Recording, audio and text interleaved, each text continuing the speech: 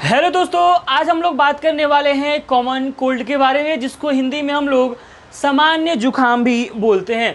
पिछले वीडियो में हमने किसके बारे में बात किया? निमोनिया के बारे में। तो आज हम किसके बारे में देखने वाले हैं? कॉमन कोल्ड के बारे में। कॉमन कोल्ड के बारे में, जिसको हम लोग हिंदी में सामान्य जुकाम भी बोलते हैं। ठीक, ये कैसे होता है? देखो, निमोनिया और कॉमन कोल्ड में अंतर क्या है? निमोनिया जो है हमारे लंग्स में होता है, लेकिन वो लोअर रीजन में होता है। लेकिन कॉमन कोल्ड कहाँ पे होता है यार? अपर रीजन में। निमोनिया के बारे में हमने क्या लिखा था कि कैसा इन्फेक्शन है, कहाँ पे हो रहा है? लोअर रेस्पिरेटरी ट्रैक्ट में हो रहा है। लेकिन कॉमन कोल्ड कहाँ पे होता है यार? अपर रेस्पिरेटरी ट्रैक्ट में इन्फेक्शन होता है। अपर रेस्पिरेटरी ट्रैक्ट इन्फेक्शन भी इसको बोलते हैं। ठीक, दूसरी बात क्या कि ये किसके वजह से होता है? क्या ये बैक्टीरिया की वजह से होता है या फिर वायरस की वजह से? तो ये एक वायरल इन्फेक्शन है। कैसा इन्फेक्शन है? ये एक वायरल इन्फेक्शन है। अब ये किसी एक वायरस की वजह से नहीं होता, ये बहुत सारे वायरसेस की वजह से हो सकता है। और मज़ेदार बात क्या है यार कि मोस्ट फ्रिक्वेंटली अकरिंग कोई डिजीज़ है ना, तो ये कॉमन कोल्ड है। किसी को भी हल्का सा भी अगर वेदर में डिफरेंस मिला, तो कोई लोग बहुत सेंसिटिव होते हैं धूल से, उनको अगर हल्का सा धूल लग जाए तो उनको सर्दी हो जाती है। ठीक, तो ये वेदर डिपेंडेंट एक तरह से बोल सकते हो कि डिजीज़ है। ये बेसिकली सितंबर से नवंबर के बीच में ज़्यादा होता है। और उधर स्प्रिंग की तरफ बात करो तो मई के समय में ज़्यादा होता है। मार्च से मई के महीने में कब कभी ज़्यादा होता है? इधर सितंबर से नवंबर के बीच में, और उधर जाओ तो मार्च से मई के बीच में। मतलब जो बोलते हो ना कि मौसम चेंज होने की वजह से हमारी तबीयत बिगड़ रही है, वो मौसम चेंज होना क्या है यार? बेसिकली वायरल इन्फेक्शन, जिसको हम लोग क्या बोलते हैं? कॉमन कोल्ड भी बोलते हैं। ये जो वायरस अपर रेस्पिरेटरी ट्रैक्ट का जो इन्फेक्शन है, मेजरली वायरस की वजह से होता है और बहुत सारे वायरसेस की वजह से होता है। कोई एक वायरस इसके लिए रिस्पॉन्सिबल नहीं है। हाँ, कोई ना कोई एक वायरस होगा जिसकी वजह से ज़्यादा होता होगा। तो 30 से 40% कोल्ड किसके वजह से होता है यार? राइनो वायरस के वजह से। किसके वजह से?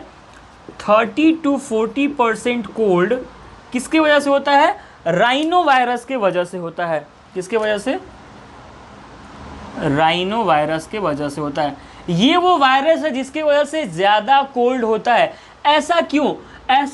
इस वायरस के वजह से ही ज़्यादा क्यों होता है? क्योंकि इस वायरस के पास कैपेसिटी है मल्टीप्लाई करने का। कौन से टेम्परेचर पे? जो टेम्परेचर हमारे नोज़ के अंदर प्रेजेंट है, जो टेम्परेचर हमारे नोज़ के अंदर प्रेजेंट है, उस टेम्परेचर पर इस राइनो वायरस के मल्टीप्लाई करने का कैपेसिटी बहुत ही ज़्यादा है। That's why this rhino virus is major reason behind the 30 to 40% cold that are occurring nowadays.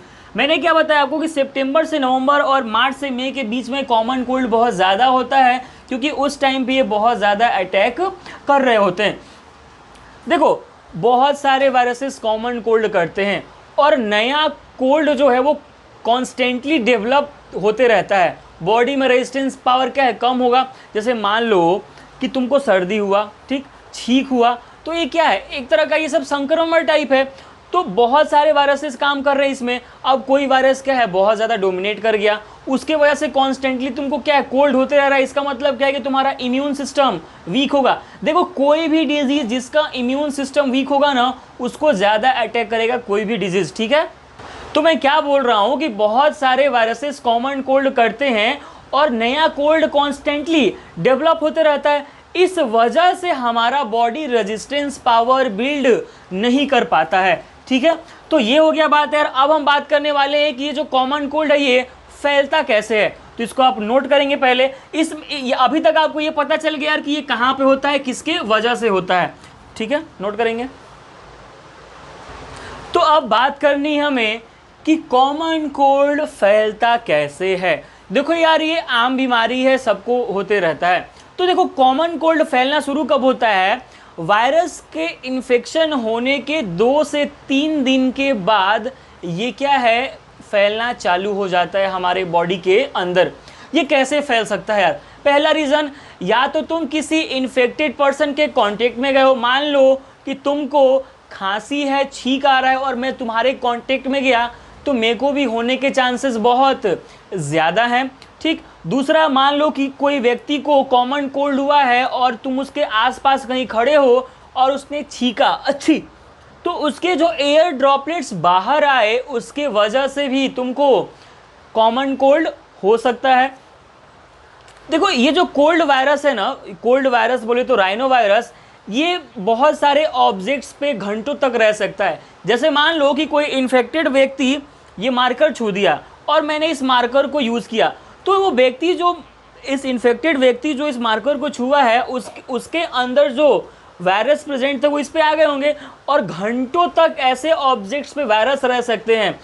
Pen हो गया, बुक हो गया, मोबाइल हो गया, कंप्यूटर का कीबोर्ड हो गया, और भी सारे जो भी ऑब्जेक्ट्स उस पर सेवरल आवर्स तक ये रह सकते हैं और इनसे भी हमें बीमारी हो सकती है। तो कैसे कैसे फैल सकता है यार? डायरेक्ट कांटेक्ट के थ्रू फैल सकता है,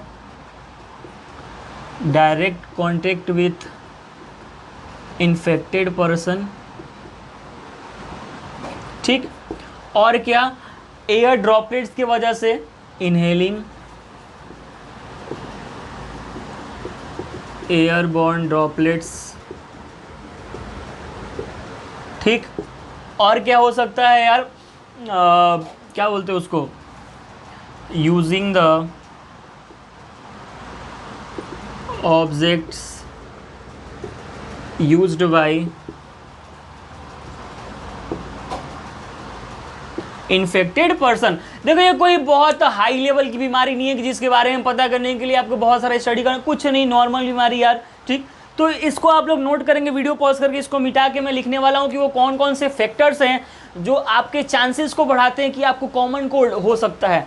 मैं इसको मिटा रहा हूँ, वीडियो पॉज करके आप लोग नोट करेंगे।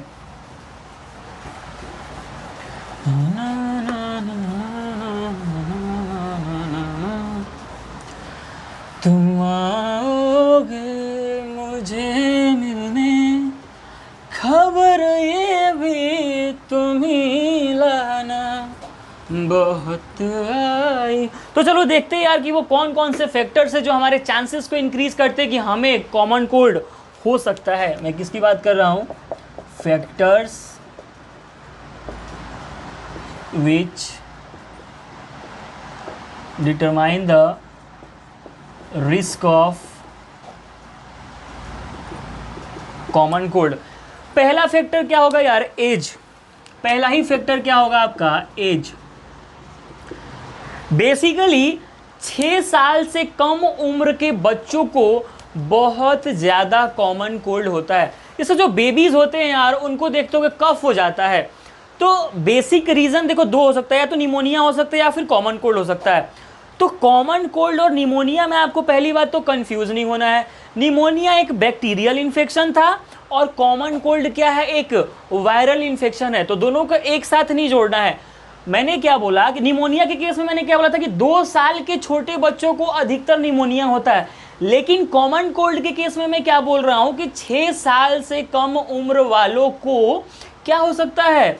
कॉमन कोल्ड के चांसेस बहुत ज़्यादा हैं। तो यहाँ पे लिखेंगे क्या? Younger than 6। ठीक, दूसरा चीज immune system, week immune system. Week immune system, जिसका इम्यून सिस्टम ही वीक होगा उसको तो कोई भी बीमारी जल्दी अटैक करेगी। तीसरा टाइम ऑफ ईयर। तीसरा क्या है? Time of year. Time of year कहने का मतलब क्या है? जैसे ठंडी के दिनों में सितंबर टू नवंबर, सितंबर टू नवंबर जब मौसम चेंज हो रहा होता है, देखो ये भ्रम दिमाग से निकाल दो कि ठंडी आने के वजह से कॉमन कोल्ड होता है। मैं फिर बोल रहा हूँ, दिमाग से अगर आपके दिमाग में ये भ्रम फैला हुआ है कि ठंडा मौसम आने से कॉमन कोल्ड होता है, तो ये आप गलत सोच रहे हैं। हाँ, चांसेस बढ़ जाते हैं होने के, लेकिन ऐसा नहीं है कि ठंडी के वजह से कॉमन कोल्ड होता है। कॉमन कोल्ड एक वायरल इन्फेक्शन है जो कि मौसम चेंज जब होता है उस पीरियड में होता है। अब सितंबर से नवंबर के बीच में हो रहा है ये, और फिर उधर कहाँ? मार्च से मई के बीच में। अब मार्च से मई के बीच में कोई ठंडी तो नहीं है, फिर वहाँ पे क्यों हो रहा है कॉमन कोल्ड? तो इसीलिए कॉमन कोल्ड को आप विंटर सीजन से जोड़ना नहीं, ठीक है? ऐसा नहीं है कि विंटर सीजन आएगा तभी कॉमन कोल्ड होगा, ठीक। चौथा रीजन यार, चौथा स्मोकिंग। फिर से धूम्रपान निषेध है, जो भी स्मोकिंग करता है सावधान हो जाओ यार, क्योंकि स्मोकिंग के वजह से भी आपके चांसेस बढ़ जाते हैं किस चीज़ के? कॉमन कोल्ड के। और एक और पॉइंट लिख सकते हो क्या यार, एक्सपोजर। एक्सपोजर मतलब तुम बहुत इन्फेक्टेड पर्सन्स के आसपास में घूम रहे हो, उसके साथ हो, उसके यूज किया हुआ सामान तुम यूज कर रहे हो, तो उसके वजह से भी तुमको कॉमन कोल्ड होने के चांसेस बढ़ जाएंगे। इसको नोट करेंगे, फिर आगे बढ़ते हैं। तुम आओगे मुझे मिलने, खबर ये भी तुम ही लाना, बहुत आई। तो चलो यार, अब हम देखते हैं कि हमें पता कैसे चलेगा कि हमें कॉमन कोल्ड हो चुका है। मतलब हम बात करने वाले हैं सिम्टम्स के बारे में। किसके बारे में? सिम्टम्स के बारे में, कि कॉमन कोल्ड का सिम्टम क्या है। सबसे पहला सिम्टम क्या है यार, कि तुम बार बार करोगे, मतलब रनिंग नोज करते रहोगे। और उससे पहले यार एक और बात, ये जो हमारा सिम्टम है ना, ये लगभग तुम्हारा 7 से 10 दिन के अंदर कवर हो जाता है। बहुत सारे कोल्ड, मैं सिम्टम बताने के पहले ये आपको क्यों बता रहा हूँ, क्योंकि देखो आपके दिमाग में यार होगा ना कि यार ये मास्टर बीमारी के बारे में तो बता रहा है, लेकिन ये नहीं बता रहा है कि ठीक भी होता है या नहीं। देखो कॉमन कोल्ड नॉर्मल बीमारी है और ये 7 से 10 दिन के अंदर रिकवर हो जाता है। मेजर केसेस में ऐसा नहीं है कि सबका 7 से 10 दिन के बीच में रिकवर हो जाएगा, लेकिन मोस्ट ऑफ द कोल्ड 7 से 10 दिन के बीच में रिकवर हो जाते हैं। तो हम बात कर रहे थे किसके बारे में? सिम्टम के बारे में। तो पहला सिम्टम क्या हो गया? Running nose. क्या हो गया? पहला ही सिम्टम क्या हो गया आपका? Running nose. नाक से पानी आएगा, बार बार छींक आएगा, ठीक है। और रनिंग नोज बोले तो यार clear nasal discharge, clear nasal discharge, खूब छींक भी आएगा और नाक से पानी भी आएगा। जब सांस लोगे ना तो आवाज़ आएगा, शोर थ्रोट। जब तुम सांस ले रहोगे तो आवाज़ आएगा। छोटे बेबी को देखे हो यार, जब उसको कफ हुआ रहता है तो अगर सांस लेता है तो कान अपना लेके देखना ना, उसके चेस्ट के पास बहुत आवाज़ सुनाई देता है। उसको क्या बोलते हैं हम? शोर थ्रोट बोलते हैं। फिर शोर थ्रोट है, इसका मतलब क्या है कि आपको कफ भी होगा, कफ भी होगा। फिर कंजेशन होगा, आपको कंजेशन होगा, सांस लेने में भी प्रॉब्लम आएगी आपको, ठीक है। और रीज़न क्या हो सकता है यार? बहुत तेज सर में दर्द होगा। सर में दर्द क्यों होगा? बार बार तुमको छींक आएगी, बार बार खांसी आएगी, उसकी वजह से तुम्हारे चेस्ट में भी पेन होगा और ब्रेन में भी पेन होगा। माइल्ड हेडेक होता है, यहाँ पे बहुत ज़्यादा सर में दर्द होता है, माइल्ड हेडेक, माइल्ड हेडेक। और क्या रीज़न आ सकता है? स्नीजिंग, बार बार छींक आएगा, स्नीजिंग, ठीक। और क्या हो सकता है यार? कि तुम्हें फीवर भी होगा, ज़्यादा नहीं, ज़्यादा कॉमन कोल्ड में ज़्यादा फीवर नहीं आता है, हल्का फुल्का तुम्हें फीवर भी होगा। तो तुम क्या बोलोगे कि लो ग्रेड फीवर। ये देखो फीवर भी लो ग्रेड और हाई ग्रेड का होने लगा। मेरा कहने का मतलब वो है कि फीवर क्या है, थोड़ा सा कम होगा। तो कभी भी आपको लगे कि आपका नाक हो रहा है, बहुत ज़्यादा पानी गिर रहा है, आवाज़ आ रही है, सांस ले रहे हो तो कफ है, सांस लेने में दिक्कत हो रही है, सर में बहुत तेज़ दर्द है, खूब छींक आ रही है, हल्का हल्का फीवर है, तो यू हैव चांस ऑफ किस चीज़ का? कॉमन कोल्ड का। तो अपने डॉक्टर के पास जाएं और उसको बोले कि मुझे ऐसा ऐसा हो रहा है। डॉक्टर आपको क्या देगा? दवा देगा। अब वो कौन सा दवा देगा, क्या देगा, उसके बारे में हम बात करने वाले हैं। पहले इसको आप नोट करेंगे, फिर हम देखेंगे इसका ट्रीटमेंट क्या है। नोट करेंगे, मैं इसको मिटा रहा हूं। हम होंगे कामयाब, हम होंगे कामयाब एक दिन, हो मन में है विश्वास, पूरा है विश्वास, हम होंगे कामयाब एक दिन, हम चलेंगे साथ साथ। बिल्कुल साथ साथ चलेंगे यार, पढ़ते जाओ, हम पढ़ाते जाएंगे आपको, ठीक है। तो अब बात करते हैं कि कॉमन कोल्ड का ट्रीटमेंट क्या होगा। इसके ट्रीटमेंट के बारे में बात करते हैं। कॉमन कोल्ड का ट्रीटमेंट, सबसे पहली बात यहाँ पे एंटीबायोटिक्स काम नहीं करेंगे। एंटीबायोटिक्स काम क्यों नहीं करेगा? क्योंकि कॉमन सेंस यार, बैक्टीरियल इन्फेक्शन में ही तो एंटीबायोटिक्स काम करेंगे, लेकिन हमारा कॉमन कोल्ड क्या है? वायरल इन्फेक्शन है। इसलिए जब भी आपको जुकाम हो तो अपना डॉक्टर खुद बन के डॉक्टर के पास जाके ये नहीं बोलो डॉक्टर साहब थोड़ा मुझे एंटीबायोटिक्स दे देना, तो डॉक्टर तो तुमसे पूछा नहीं, तुम क्या किए कि अपना दिमाग लगा लिए कि अरे मुझे तो इन्फेक्शन हुआ है, तो सब तो सारा इन्फेक्शन यार तो एंटीबायोटिक से तो ठीक हो जाता है। बिल्कुल गलत हो आप। वायरल इन्फेक्शन पे एंटीबायोटिक्स का कोई भी इलाज काम नहीं करेगा। और मजे की बात क्या है यार कि कॉमन कोल्ड का कोई इलाज ही नहीं है। अब बोलोगे मास्टर गलत पढ़ा रहा है, हम तो डॉक्टर साहब के पास जाते हैं, बोलते डॉक्टर साहब मुझे तो कॉमन कोल्ड हुआ, डॉक्टर साहब हमें दवा देते हैं। देखो डॉक्टर साहब तुमको दवा देते हैं, लेकिन डॉक्टर साहब कौन सा दवा देते हैं? तुमको इबुप्रोफेन देते हैं, एसेटामिनोफेन देते हैं। वो क्या होता है? वो तुम्हारे नॉर्मल बॉडी पेन और नॉर्मल फीवर को कम करने के लिए होता है। ऐसे कोई क्योर नहीं है कॉमन कोल्ड का। तो सबसे पहला लाइन में क्या लिखूंगा? No cure for common cold. No cure for common cold, ऐसा कोई इलाज नहीं है। कॉमन कोल्ड से बचा कैसे जा सकता है? Self limiting illness. एक तरह से कॉमन कोल्ड क्या है यार? सेल्फ लिमिटिंग इलनेस है। तुम जितना बचाव करोगे अपने आप का उतना जल्दी ये ठीक होगा। तो ये क्या है? सेल्फ लिमिटिंग इलनेस भी इसको बोल देते हैं, सेल्फ लिमिटिंग इलनेस भी। एक्चुअली ये मुझे याद आया ना, जब मेरे टीचर पढ़ाया करते थे तो उन्होंने ये लाइन खूब बोला करते थे कि देखो यार कॉमन कोल्ड क्या है? सेल्फ लिमिटिंग इलनेस है।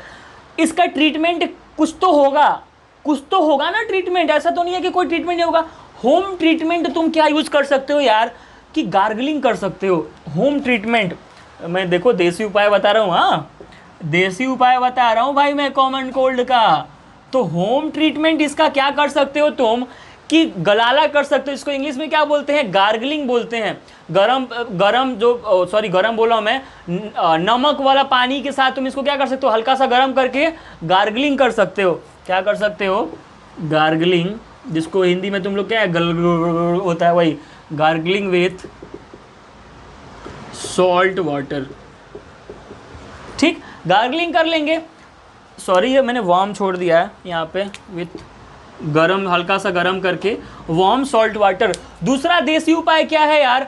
आराम करना। कॉमन कोल्ड में देखो सर्दी, तुम देखना यार कभी तुमको खूब छींक आ रहा होगा, खूब सर्दी होगा ना, अगर तुम आराम हेडेक हो रहा होगा, तुम आराम से लेट जाओगे, सो जाओगे, फिर सो के उठते हुए तो देखते हो क्या कि सर्दी भी कम हो गया है, दर्द भी कम हो गया।